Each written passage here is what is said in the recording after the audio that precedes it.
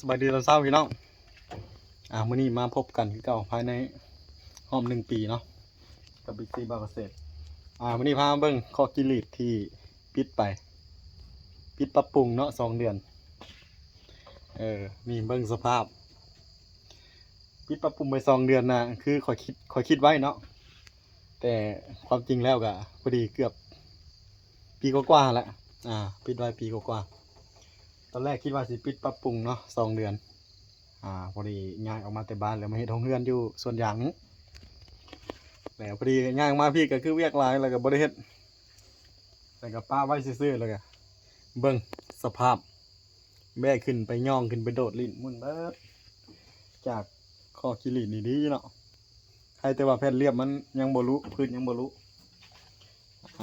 นี่แก้ไขแล้วคอกหนึ่งแก้ไขแล้วนี่งามเบิ่งคอกนี่ก็สภาพบ่มีฝาเลยพี่น้องคิดว่าสิปิดปรับปรุงไป2 เดือนเกือบได้ปิดถาวรพี่น้องเอ้ย เกือบได้ปิดถาวรกลับมาเป็นอย่างเนาะมาเริ่มไหมเลี้ยงไหมที่ตามไปน้ำกันเบิ่งมารอบนี้ก็ถือว่าแก้ไขไปเนาะคือเอาดินเข้าเอาดินเข้าของเฮือนเมื่อก่อนไม่ได้เอาดินเข้าแล้วกับเวลาฝนตกมามันเสร็จให้น้ำเข้าน้ำขังดีขุดดินเข้าที่เบิดไปหัวพร1 กับครึ่งนี่เรียบร้อยบัดนี้น้ำเข้ามาได้ เอานี่เนาะคอกิลีดพวกนี้ยังสิได้แก้ไขไปยาว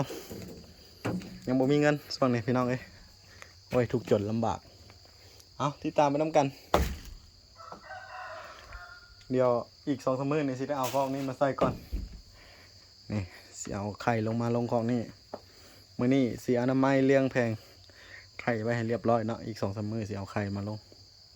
เอาฝากติดตามไปน้ำกันพี่น้องบ๊ายบาย